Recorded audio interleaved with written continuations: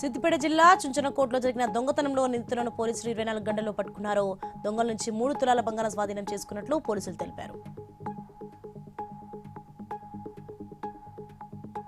కృష్ణా జిల్లా పెనుమలూరు నియోజకవర్గం ప్రతి రైతుకు పట్టాదారు పాస్ పుస్తకాలు పంపిణీ చేయాలని కలెక్టర్ డికే బాలాజీ అధికారులను ఆదేశించారు. ఉయ్యూరు మండలంలో పర్యటించి తహసీల్దార్ కార్యాలయాన్ని అనుకూనూరు గ్రామ సచివాలయాన్ని సందర్శించి రికార్డులను పరిశీలించారు.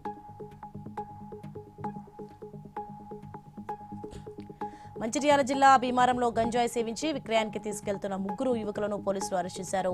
వారి నుంచి 105 గ్రాముల గంజాయి, ఒక సెల్ ఫోన్ స్వాధీనం చేసుకున్నట్లు సిఐ నవీన్ తెలిపారు.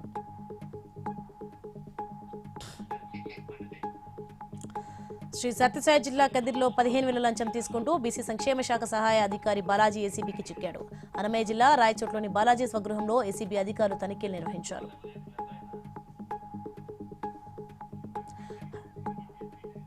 హైదరాబాద్ రామాంతపూర్ వాసవినగర్లో పట్టపగలే ఓ యువకుడు ఇంటి తాళాలు పగలగొట్టి చోరీకి పాల్పడ్డాడు. 8.5 తులాల బంగారం, 60 తులాల వెండి ఆభరణాలు, 25,000 నగదు చోరీ చేసినట్లు బాధితులు పోలీసులకు ఫిర్యాదు చేశారు.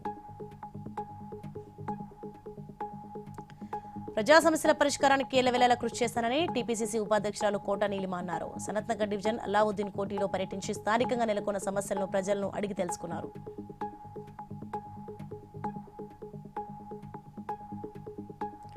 కాకినాడ జిల్లా జై కొత్తూరులో పోలీసులు భారీగా గంజాయిని పట్టుకున్నారు. ఆటోలో ప్యాసింజర్లు చాటున గంజాయి తరలిసిన ముఠాను అరెస్ట్ చేసి వారి వద్ద నుంచి 81 లక్షల విలువ చేసే 162 కేజీలు గంజాయిని స్వాధీనం చేసుకున్నట్లు జగ్గంపేట ఎస్ఐ రఘునందన్ రావు తెలిపారు. తెలంగాణ అంటే బీఆర్ఎస్ పార్టీనే అని, ఇంతకాలం గులాబీ పార్టీ నాయకులు తిరిగిరా అని ప్రభుత్వ విప్ ఆది శ్రీనివాస్ మండిపడ్డారు. సెంటిమెంట్ను రగిలించి రాజకీయంగా లబ్ధి పొందారని, తెలంగాణ ప్రజలను నమ్మించి గొంతులు కోశారని ఆరోపించారు.